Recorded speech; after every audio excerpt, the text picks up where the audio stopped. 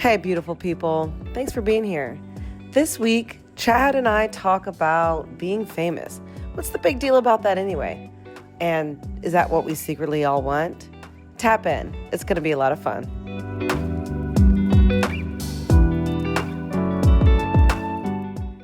Thank you for having me. I ran up in your DMs. So Yeah, you did. But I ran up in your DMs originally. Because, I've always had this creative curiosity and didn't know what to do with it. So you were like one of the first people I was like, okay, you're creating something. Like, what's that like? So here we are. Yeah, I feel like we got coffee. You did the New York thing, which is like, now that I'm here in your house, I'm not going to say where we are, but now I realize, like, you ask somebody where they want to meet up and they're like across the street from where they live, basically. Yeah, but I can't even, it was like, I was trying to remember this morning when it was, but it's been. I have no idea. I can't even remember if it was before or after COVID. Me either. But I remember the conversation really stuck with me because it seemed like you were like on the edge of a cliff looking over. You were like right on the verge. You had it in your spirit that you were like, I need to start doing, I don't even know how I put it. You're just like, I need to like just speak. I need to get something off of me. Last time we talked, I was on the verge of wanting to do a thing. Since then, I had a whole big job, biggest job I've had in my life. Ran an entire business. Had to do so much like work on myself to be like, okay, how do I show up as Kara, the CEO president, and not wear CEO president costume and like, and so there was a whole lot that went into that woman and that job. But then quietly, I was just like, shit, I'm outgrowing this. I don't, there's something here that's not serving me anymore. And here I am creating podcasts, shows, newsletters, just like a kid again, frankly. And I'm having to shed, I know you talk a lot about this, like trying to be the thing and just being the thing. I'm having to shed like all this kind of stuff that you talk about. Wait, why are you doing it? The whole thing?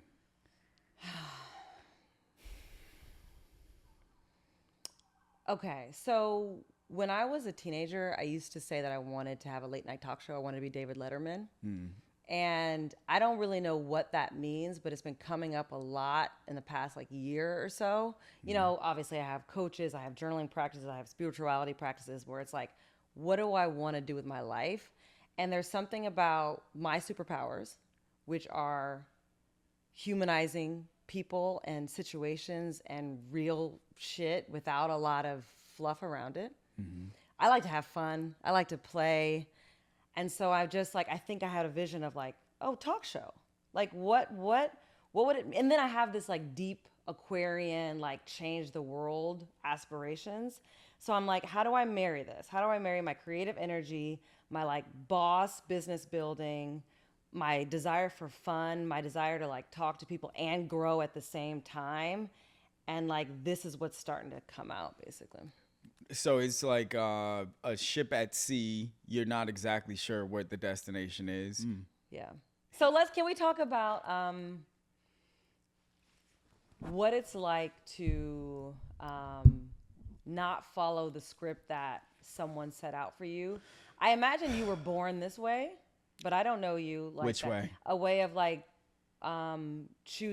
doing exactly what you want to do and not worrying about like breaking. Okay, because when I see you online, you talk about like not being beholden to a particular thing, Hollywood right now, but anything in general. And I know some of your books talk about like what we lose when we try to be something that we're not. Yeah. So like, were you always like, I'm Chad, this is me? Yeah. Yeah. Like, it's so funny that you say that because I'm getting new perspective on that because my sister has 3 little boys and they all look just like me and they all embody different dimensions of my personality. And I see already in them how disenchanted they are when people try to get them to do something they don't want to do. I see them rebel. I see them rebel spiritually even if it's not physically. I see one of them in particular who has my exact face. He does this thing when he's like, if you're trying to get him to take a pic, they're 4. Like, there's 2 twins, they're 4, and there's a 7-year-old. This one little guy, though, like, if you try him to get him to take a picture or be in the right place in the room or play with a toy he's not interested in, his eyes just glaze over and he's just like, Right. that's him. And when I see him do it, I see myself. So I think I always was that way. My lady, my partner, she says, like, sometimes I'll be like, oh man, I'm so tense. Like, I can feel myself changing the room because of how, and she's like, you're not tense, but you are intense. And that, I think, is an important distinction, is I've always been intense. Okay. I've always been really focused on what I'm focused on. Okay. And if somebody is trying to get me to pay attention, like, this is why I didn't do great. I did okay, but not great in corporate America at Google. Absolutely. Same. I would say I'm getting a C+ in Hollywood because I just can't do the thing. I think I probably have some kind of undiagnosed, disorders of neuroses and all that stuff. But That's so interesting. yeah. Okay, so like, let me talk about Google for 45 seconds. Okay, you did fine at Google, sure. I did fine at Google, sure. Yeah. I think actually no, because I'm not a great pretender either. Like, but almost opposite. Maybe not opposite. Anyway, for me, I have to be myself, or else there is this dissonance in my body where I basically shut down or cry. Like, I'm just like not there. So I think I was trying to be myself at Google, and I either almost got fired or like I never got a promotion, and I was just like, shit. Does that mean that what does that say about me? So I think that I like internalized this almost sadness and like self-dejection, which I'm like now rejecting. Do you have any of that? The like, oh, I don't fit into this mold of environment, so therefore something's wrong with me. Probably yes. I think I've spent most of my life feeling that way, though. I definitely think something is unusual about me. I hope it's not wrong. Yeah, see, that's right. Yeah. But I used to think it was wrong, especially when I worked at Google. I thought, like, just to say it plainly, like, I'm black. I'm not white enough here. Yeah. Maybe I don't speak the, like, what's the word? Like the Ivy League language, the way that a lot of the kids did. Google's my first job out of college. So I was not crazy. a formed adult. Yeah, exactly. I was like trying to figure out. I was trying to learn how to be. Were you at YouTube? Someone. Were you doing creator stuff? No, I started off in HR. This is another reason why it didn't work for me, because I started off in HR doing the dumbest shit, doing benefits of all things. I didn't care. Oh, okay, yeah. And I was a kid, like, and I still had college habits. I still was like drinking till I was blacked out every weekend. You know what I mean? And but I think there's something wrong with me? You mentioned, I'm sure we're gonna get into this, but like, I think you and I both have some community that's like, for lack of a better word, like well-to-do black Negroes. Absolutely, yeah. And I was thinking about this in the car. I was like, man, I use my white voice more with these niggas than I do with white people at this point. Yeah. And I definitely feel like I don't fit there. I definitely feel, and it's not even like I'm from there. Like, I grew up kind of on the line in that world. Where? Silver Spring, Maryland. Yeah. Jack and Jill, Martha's Vineyard.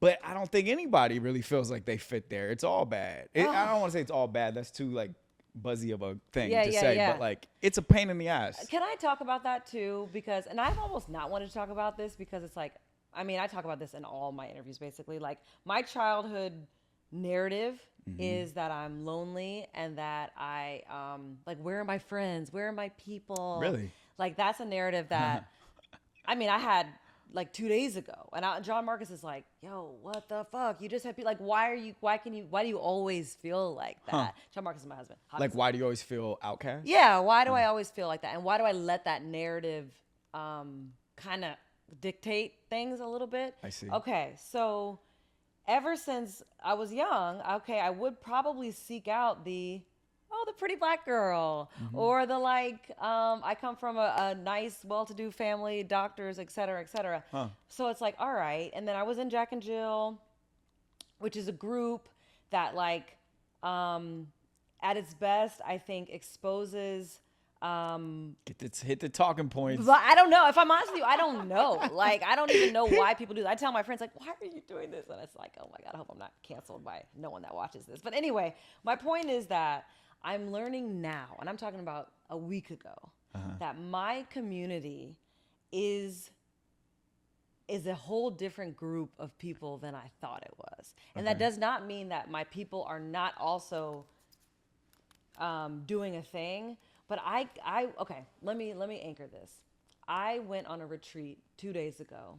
Someone invited me to a brand retreat, and he sent me a voice note, Joel, thank you, Joel, and he shouted it out, and he was just like, you are always operating at such a high frequency, and sometimes you're in rooms where you need to like kind of tone it down and pretend like you don't care about this to like, make yourself and others feel comfortable. And I don't want to do that anymore. I want to be around people who give a shit about other people, who give a shit about like growth, however they define it. People who don't take themselves so seriously, and people who believe that there's more than just their bag and their like credentials. And it's sad. It's like a sadness, a grieving that I'm happening now. Yeah. I don't know if I'm saying that. Are you grieving like yourself, or are you grieving your relationships to those people? Both. Huh. It makes you sad Yeah. because you're gonna miss them. Well, like I'm saying, sadness is a default emotion for me for some reason. So Are you depressed? no. Oh, okay. Yeah. I have been before. But no. I think it's just like this like deep sense of wanting to connect and belong. And like that's why I like this kind of conversations, because I don't know what inspiration people will take from this. I hope they do. I feel like in order to live fully in your uniqueness, you might have to go up against that like I gotta fit in, or like this old connection. And I feel like shedding some of that is the freedom, is the courage that I feel like I'm trying to share a little bit.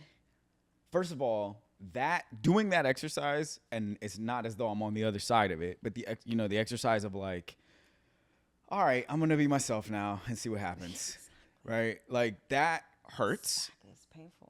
But it also feels it's like a workout that's really hard. It feels painful, but it also like releases endorphins or something like that. Yeah. I don't know science, but those people punish you for it while you're doing it. They punish you with side eye, and they punish you with like judgment, and they punish you with things that you can't see but you can feel. Oh yeah. And I do feel this is now my new like flaw, is I do feel some kind of righteous indignation about having gone through that. Yes. And I came here because some of those niggas be trying to hide from me now, and they try to put me on mute now because they keep seeing me pop up with the same message. And I wanted to come here because I know they're gonna see me here, and I want to remind them, like, no, this is still what it is, because it's not about me. Yeah, why? Tell me why. It's not about you. It's not about your ego or your sadness or your like no, that stuff's in it. What I'm really saying is like the hiding that they're doing is about, in my opinion, my flawed opinion. Yeah. It is about like each and every one of us, I think, knows collectively as a community. In this community, I'm talking about the one we've been talking about. Yeah. We know that we're hurting each other. I think we know that we are hurting each other with judgment, projection of fear, all these things. And I feel like that's the thing that they're hiding from. Not this person right here, but like that, like taking that in all together. I think you can just keep hitting the snooze button on it, and then you look up and your kids are in college, and you're 60 and you're like, or 50 or however old you are when your kids are in college. I don't have kids, obviously. And I want to sit with that. I don't know if I agree. I don't know if I agree that we believe that we're hurting each other. That would actually make me feel better. I feel like it's so subconscious. And like, even I think I did want to talk to you about this, like the judgment. Someone called me like a perfectionist or something. I was like, I'm not a perfectionist. What? And then someone was like, I'm like, oh, I'm not judgmental. And I'm like, oh, bitch, you're really judgmental.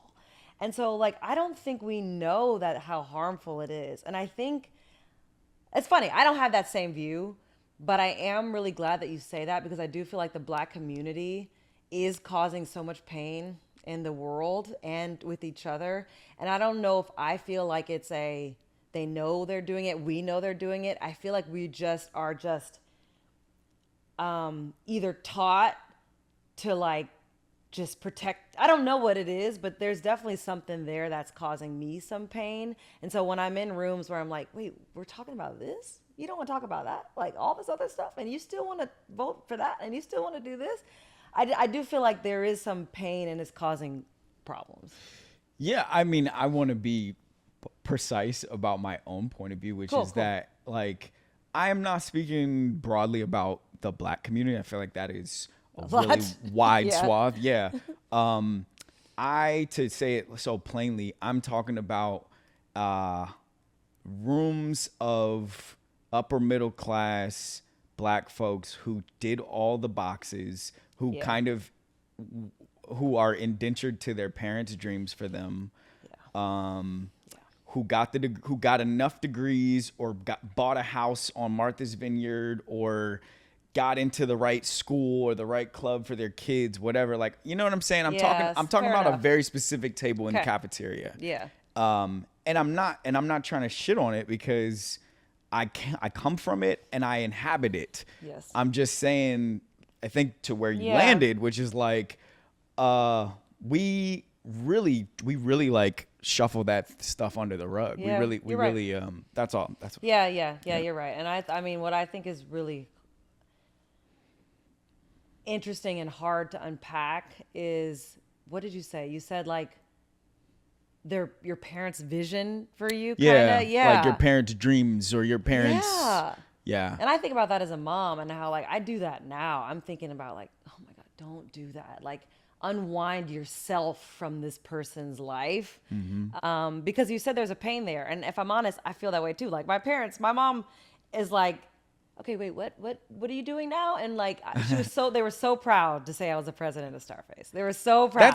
That's crazy. I mean, like, no shade on your mom. Yeah. I'm just like, the idea of them having been so proud of you. Like, you're a person that is so available to be proud of. You know what I mean? Like, you're, because like, you're yourself, and you're light, and you're lovely, like light on your feet. Yeah. Considering the conversation. But, I was going to say a question, which is like, you said that you don't know if we, and I mean, I'll just keep regarding that first, that community. You don't know if we believe that we're doing harm to ourselves. You said it might be self-conscious, and I agree with you mostly. Okay. I do think that whenever I have these conversations and this comes up with people, it's very available to them to connect to. Like, they very rarely brush me off and say like, oh, that's not true, we treat each other great. In my experience, they're often like, you know what, I do spend 85% of my Martha's Vineyard trip stressed out, angry, nervous about how my family looks to other people, nervous about how my house looks to other people. Like, and then there's the 15% when I have a drink in my hand and they don't say it like that. That's how I'm saying it. But does that resonate? I definitely can visualize conversations of like spending time. Let me tell you this. I don't talk to people about their Martha's Vineyard trip. I don't talk to people about their Jack and Jill experiences. I don't care. I'm not interested in it. Again, I'd rather talk to you about, are you depressed? Like, what do we think about Trump and Charlie Kirk? And like, is there something there that we should probably learn? Like, I don't give a fuck about that stuff. I don't mind talking about your vacations. And it's not about like, and what I'm also grappling with this, which is not what you asked, which is like, what is my role as Cara today to capitalism, to money, to jewelry, and all of that? Because it's like, I love beauty. I love things. I love to travel. I want to give my kids like kind of as much as possible. But then I'm like, well, shit. Then I would raise a whole bunch of money and build a media company, which I do want to do. But like, I'm kind of on the very beginnings of unwinding or understanding and being comfortable with my own relationship to wealth creation, to money, and to building. And I want those things, but I don't want them. And like, I'm thinking like, for what? I'm curious. Why? Yeah. Why do you want them? Where are you from? I'm from North Carolina. I remember that actually. Yeah. Yeah. Okay. Yeah. Why do I want those things? Yeah. What I really want is a bathtub that overlooks a green space. I want to see every place in the world with my family and stay in a safe, beautiful surroundings. I like to fly first class, which I've only done on a company dime and only very, very recently, because I like the meals, I like watching the movies, and I like having the blanket. I like having a beautiful home so that I feel comfortable having people over, but I lived in a studio and I still had people over. So it's like an experience and like a feeling of feeling luxurious and sexy in my body that literally helps me give back. And I don't mean like helps me give back. It means that I am fucking full, and then I can pour out creatively, spiritually, sexually. I literally feel really fired up and filled up when I'm like surrounded and comfortable in those things. Do you feel judgment of yourself for that? Yes. Why? But I didn't until now. Like now I'm having this awakening. I think it's because the ways that you make money and the ways that I watch, because on one hand, I'm judging people for only caring about money. Okay. And then on another hand, I'm after my own wealth creation. So I'm having a dissonance around those two things, I think. Yeah, I feel that. I mean, like, do you care about? What do you care about? I care about getting to do what I want to do every single day. Yeah. I really want to feel how I feel right now every day to continue. But I know that like my life's arc is going to change. I'm going to get married. I'll probably have kids. I'm already a little bit disenchanted by the crowdedness of this particular city, even though I've been talking about moving for as long as I've lived here, which is 15 years. But I want to be able to like get inspired. I'm just talking about work first. Yeah. Because work is a big part of my life. I like the feeling of getting inspired and not having to wait on anybody to like, you said it, like, you know what I mean? You have a feeling and you don't have to like crowd it or shut it down or dull it because somebody else says, oh, you don't have the resources for this. Or, oh, you know, it's funny. Like, so, Lamore Morris, you know who that is? Lamore Morris, he's the black guy in New Girl. Can you visualize him? Yeah. Right. So online, I'm always like trying to find a celebrity. I'm always trying to find celebrities to like safely engage with me and like engage with me like a little bit spicy. Like I'm always trying to find somebody to like play chess with because it's good for engagement and it's fun for my brain. And he's one of the guys who's like kind of into it, right? So I made a video. I'm like, I want to challenge Lamore Morris. You're always in my comments. You're always being spicy. So I want to challenge you to like a contrived internet beef. We'll make it up. I'll write it. We'll execute it. Like we'll go until we go. So we got on the phone. Maybe a few weeks later, we come up with the concept. I make a video. He makes a video responding. And I forgot, why did I start down this tangent besides to make a clip? What the fuck was I even talking about? I think you just wanted to pop off about something. I forgot what we were talking about. Oh, yes, I know. Cool. And the first time I made a version of the thing, it was, it was in my voice. And so it was like, it may have been a little too incendiary in the way that it was critiquing him as a person. But that was the point, you know what I mean? But I was like, maybe I was a little too punchy about his accolades or whatever. And I sent it to him. And he loved it. He was all ha-ha-has. And then maybe like 30 minutes later, he sent me a voice memo that said, I'll reduce this down so I don't have to lie. But it was basically like his team was like, that's a little bit too spicy. And something came over me. This is all in response to your question of what do I want? Okay. Something came over me, which was I haven't had this feeling of bureaucracy putting scaffolding around me in like 3 years. exciting. And this doesn't feel right. This is, you asked about me as a kid. I think I have like an existential resistance to the idea of like, I had a good idea. People would have loved it.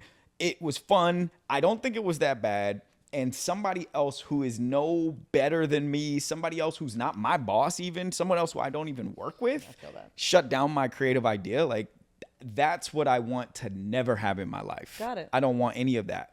I will do this thing brick by brick, bootstrapped all the way if I have to not have that. That's Got it. really what I want. Yeah. Freedom, as they say. I think it's like, it is freedom, but I also like, sometimes maybe I'm being too PC, but I'm like, I feel like all the tech bros are always trying to want freedom. And Are they say that. Oh, I haven't heard that. But they don't really want freedom. They want everybody else to Yeah, they work for definitely don't want them. any freedom. That's not freedom. Yeah. You know. Oh, But, interesting. Okay. Yeah. and I want to make sure I'm being real. Like, what else do I want? Yeah. What else do you want?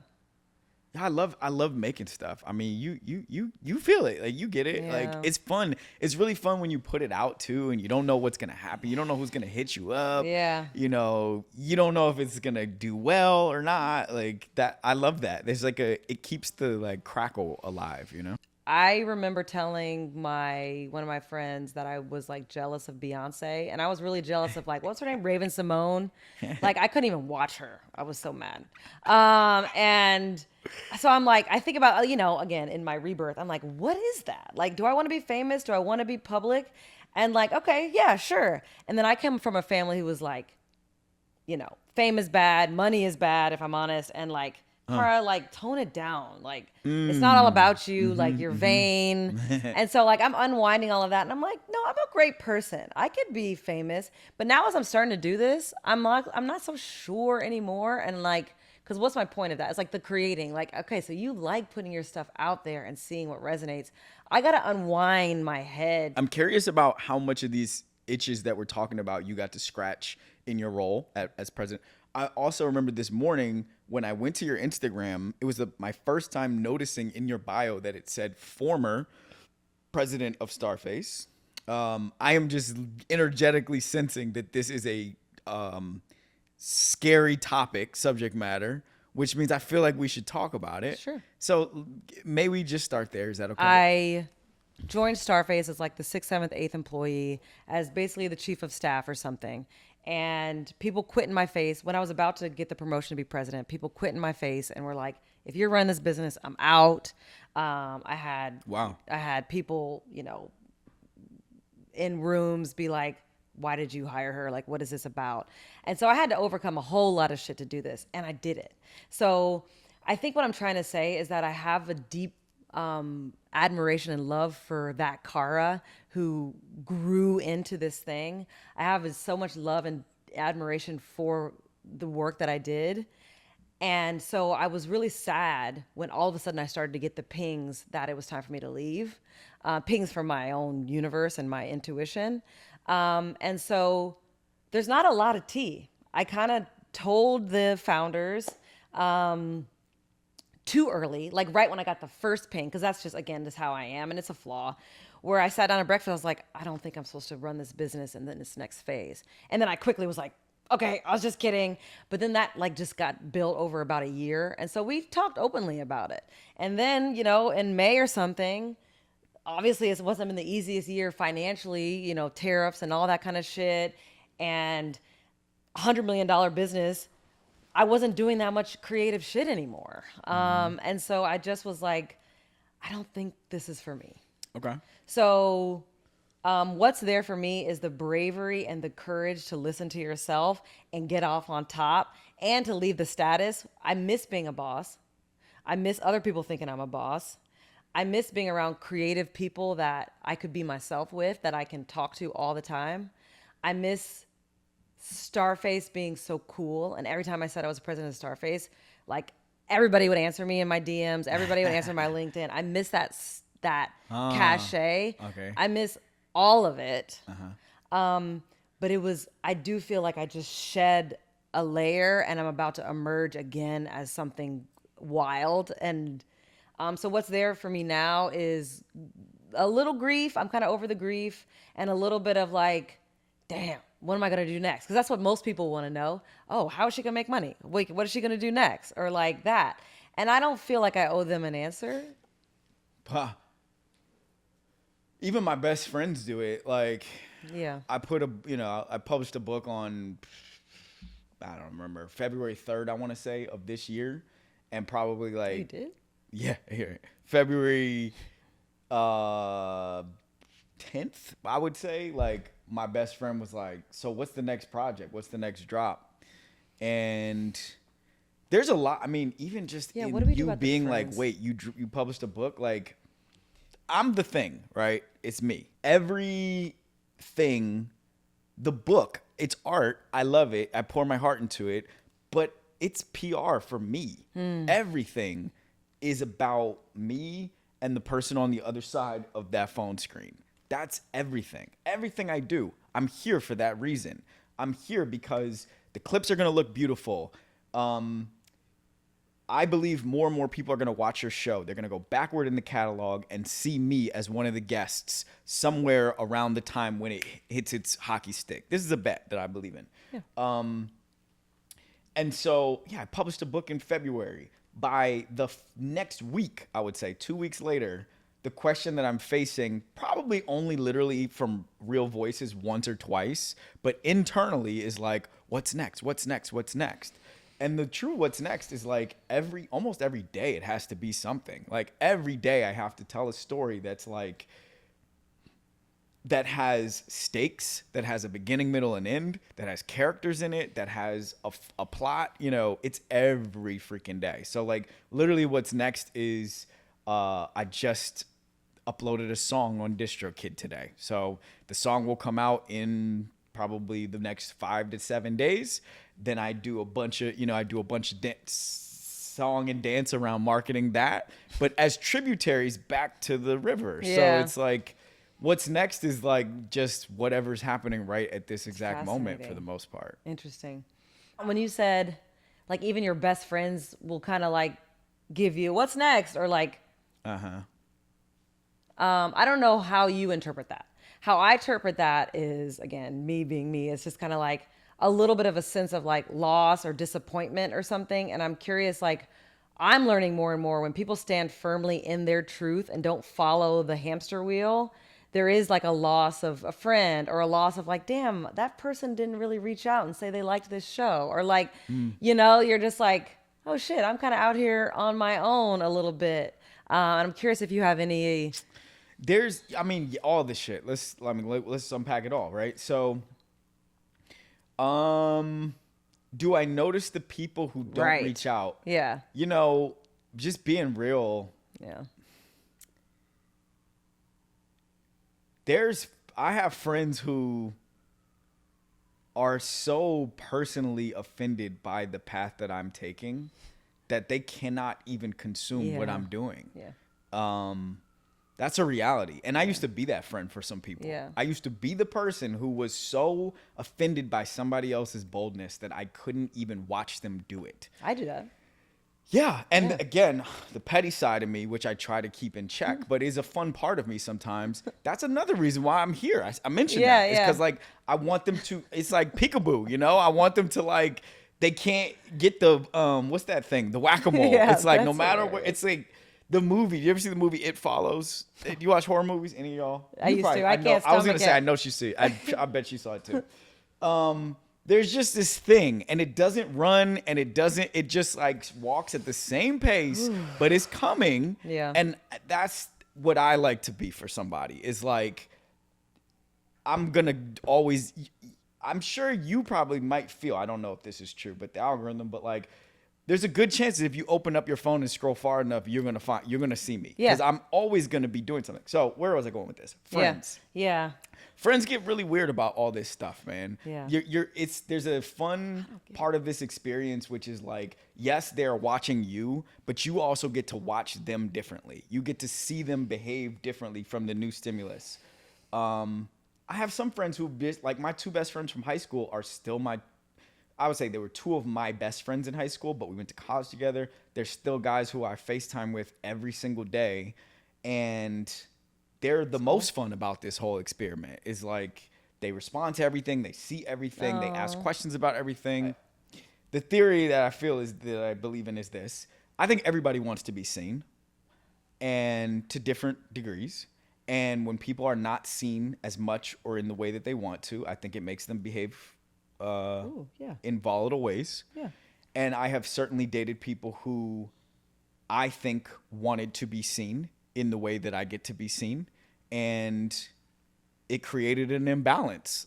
I think my husband, John Marcus, had like, I'm looking into thin air. I think it's like, I thought he just no, I think it's like he has a hard time with this, where, you know, he hates this, but I do want to get mad at him because like I probably would have been online 10 years ago, like when we were talking, but before I would have been on TikTok, I would have posted videos of myself. Yeah. He was just like, I'm not taking pictures of you. I'm not taking videos of you. Like, what are you doing? And even now he's like, okay, you're online. I got to get used to this. You are online. And I'm just like, yeah, I'm online. And at first I was like, okay, I'm not. I'm going to pretend I'm not. And again, like I'd mentioned to you earlier, we're both kind of, you know, shifting and shaping, which is beautiful. So I'm just like, yo, I'm online. I want to be online. I want to be seen. I don't love it all the time, but this is an itch that I've been wanting to scratch for a while.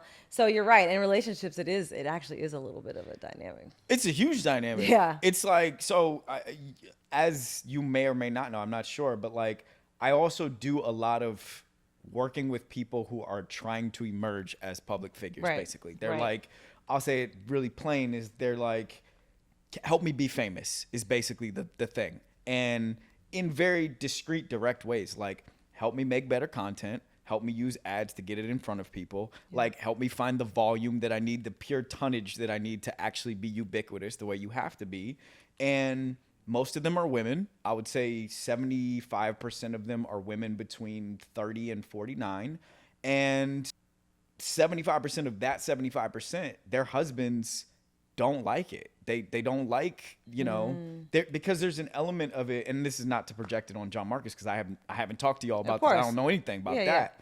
But for those people, there are elements that represent a lack of control in the way that my partner's being seen, a lack of then you start seeing your partner express things that they haven't already expressed to you. That's a thing. Yeah, that's a thing.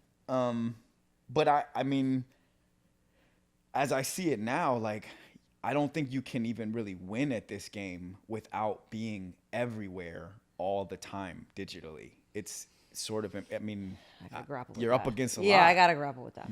Yeah. Ooh. Okay. So, right, being visible, being seen. I mean, which are two different things, especially in like the online world. Like having eyeballs on you constantly, but also being seen as a human being. Yeah. I again do have this inner child wound of wanting to be seen as Kara. And so I'm deeply always searching for my people who see my like heart and soul and desires and reflect that back to me. And now I'm merging that with wanting to be visible because I love myself and I love the message that I'm trying to bring to the world. But sometimes you're visible and you're absolutely not seen. You're seen for something that you're really not. And so, but still, it's important to me to like be able to handle both of those at once because again, for me, I feel like I'm here to inspire more people to do something more interesting than what they're currently doing. So yeah, that's where I'm at. I feel like, I don't know if the question was just asked just outright. Like, do you want to be famous? Yeah. How famous? And I don't know what famous to me is like, I want a talk show. I want a Netflix show. You have a talk show. I don't know what it means to be famous, and I don't know what the dials are. Do I want to make a lot of money to do this? Do I want people to notice me on the street? I don't need people to notice me on the street. I wouldn't mind making a lot of money from doing this.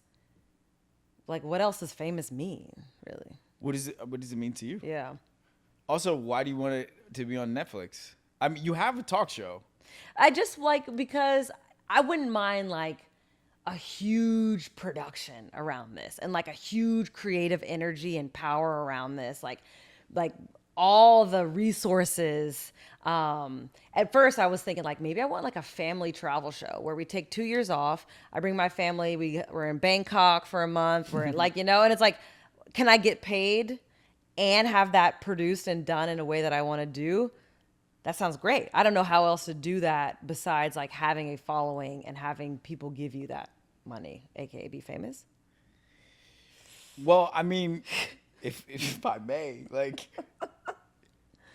Yeah. it feels like, okay, Go ahead. it feels like you're saying the desire, and But I'm then you're also like, not. it almost feels like you're Yeah. like attaching something to it so that you can like make the case for wanting it in a way. Okay. Should I say it differently? Yeah. No, my coach will say that. They're like, you always say the thing, but then you're not. You're like, something's there. I'm like, okay, I'll Yeah. say it's like as if you're being like, I want cake, but I want it because I know that if I get a sugar spike now, then I'll, take a nap later. Yeah, And like, yeah. as opposed to just like, I just want cake because I just love it. It just tastes delicious. Oh, interesting. I don't think. Yeah, all right. Let me sit with that. I don't want to lie, and I don't want to lie to myself, and I don't want to lie to you. I don't know if I want to be famous just for the shits of being famous. Like, what the fuck is that? That's not fun. Is that fun? That doesn't sound fun. I don't know. Yeah, I don't know mean, either. But I'm imposing a point of view here, which is like, like but it. it seems like everybody wants it. It seems like everybody wants it. Like, I know everybody's kind of like doing the straddle dance of how much they want it and what are they willing to sacrifice and do they want all the bullshit that comes with it. But like the behaviors are suggesting that the behaviors Fair are enough. suggesting that's what I'm trying to everybody wants. do. But then back to the being seen and being visible. I think that it is. I do want to be visible because I personally believe that I have a unique perspective on the world that can change us for the better. And I want to be seen as a human being, as a complex individual, and I want to be loved. So yes, and I don't think that. So I mean, back to like, do you want to be famous? Yeah. Yeah, and why? Cause like, it almost feels like, why do I want to smoke hookah? Like, it's a buzz. Like, Oh, fair. I mean, I like, let me try to more No. deeply love, No. crackle. No, the see, that's electric fake. That spark. sounds fake. Some of that's just real. Childhood things Love. too, probably like What love? Well, you said it first. But that's literally me. Do you want to be loved? Yeah, who doesn't want to be loved? Yeah. Yeah. Yeah. But I'm what I'm picking at is I'm like, it seems like societally we're Okay. doing a flirtatious dance with fame. I can get with that. We're sort of like towing the line here, and maybe that is just humanity. Maybe we have contradictions and we have balance and all that shit. But like, I do feel like we always feel a need to apologize for wanting to be seen. Okay. I do think now, personally, I think I have like, what's the word? Like exhibitionist stuff about Ooh, me. fair. Like, Yeah. I was like a child actor. I did TV and plays and shit like that when I was young. So I'm doing this with the cameras all pointed at me feels like something. I had a good morning this morning because I was like, this is what I do. Cool. I like this. But I feel an adequate amount of knowable already at this point. Right. But I want I want the word about who I am and what I do. I almost at this point, I know it has to be ubiquitous to do what I'm trying to do. And I gotta just I feel like I gotta just choose that. Yeah, you just gotta own that. Yeah. Yeah, you're right though. I can resonate with that. Yeah, like there's this flirting and it's like this little definitely there's something that feels, what do they say, cringe around yeah, I want to be famous and just say the thing. Yeah. Especially at our age. Yeah, It's absolutely. It's like, oh, that's so silly. You silly, Absolutely. why are you acting like a teenager? Yeah. But it's Yeah. I don't know. I see other people. Fair enough. Every 2 days, somebody's on LinkedIn so honored about something or other. That Yeah. isn't that an ambition for fame? Interesting. Am I missing it? Also, I'm using the term famous semi-facetiously, but what I really mean is widely visible, known for what you do. For some people, the way I put it is I can help you be the most famous person in your circle. And that's enough for most people. It's a selling point, it's marketing, but it's true. That's enough for most people. Tactics. I mean, I'm a broken record with this if anybody's ever seen me before, but if they haven't, this will be brand new, which is you have a very powerful broadcasting device in your pocket. It's a walkie-talkie to the whole world. Anything you do or say into it at any given time could go viral, and that will give you access to tens of thousands, hundreds of thousands, millions of people. I suggest that every single person acknowledge the fact that if they ever are using that thing to talk to the world, they already have a show. They already have a podcast. It's the podcast of them. And they already have fans. They already have people who are waiting to see the next episode. Once you kind of let that in, like once you really let it in, it will change the way that you approach it. You'll become more measured and more specific about what you're saying to the camera. You will become more thoughtful about that audience. So I don't know if this is a tool and a tactic so much as it is a mindset, which is that you already have a show, and if you approach it as such, then you become a network. And if you approach that as such, then you can make money doing this, which I think everybody has a little side dream in the back of their mind that like they're going to wake up viral tomorrow and be able to get a brand sponsorship. And like almost anybody can do that. It's very straightforward. You talk about basically being your own personal brand. Yeah, if I can speak Please. to the personal branding, it's such a it's sort of become such like an impotent buzzword. So I want to put some precision to it. Just like any brand, Coca-Cola can start selling pain medicine tomorrow, and you may or may not trust and want to buy it, but you will know that it exists. And the same can be so for a person. I'm actually going to make it much more precise than this, right? Okay. I haven't had a job in, I don't know, 2 or 3 years.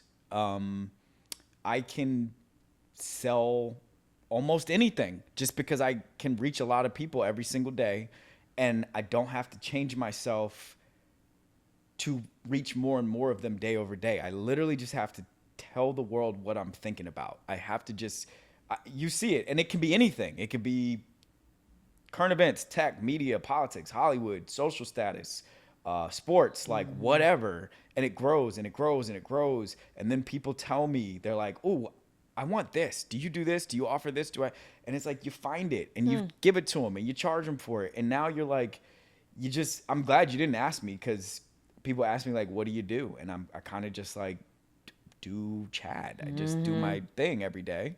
And I think there's questions about like, but how much can you really make doing that? And the answer is like, you can make enough to live in a really nice place in New York City and have a dog and have a full life and have a car and you can make way more than that doing the same thing. But you have to, like, you ran a brand. You were the president of a brand that was like real, that made millions of dollars, according to the Wikipedia page, like tens of millions of dollars, maybe hundreds of millions of dollars a year, right? And I guess the zingiest way to say it for anyone is you already have a personal brand. Now, I'm not saying this to you. I'm saying it to others. You already have one. When your name comes up, some people already know some things about you. They already know some things about how you see the world, what you do, et cetera, et cetera. It's probably just a fairly mediocre personal brand as it stands today. And it doesn't matter to people how fancy your LinkedIn title. It doesn't matter what your degrees are anymore. And I shouldn't say it doesn't matter. It doesn't matter to as many people in the same way. We quantify these things in a very particular way right now. It's hella basic. It's how many followers do you have? It's do you have a blue check? It's how many other famous people vouch for you? It's, you know what it is. Like, this is. I love that. Yeah. I feel like that's the mic drop. I feel like that's the message. People are not going to care about the same things that they care about today, and they already are stopping. So like the whole things that people care about in the world order back to like the particular social circle, that's just dying in my opinion. So it's a shift happening. Cool. All right. Appreciate you. All done? Yeah. Sweet. Thank you. Yeah, thank you.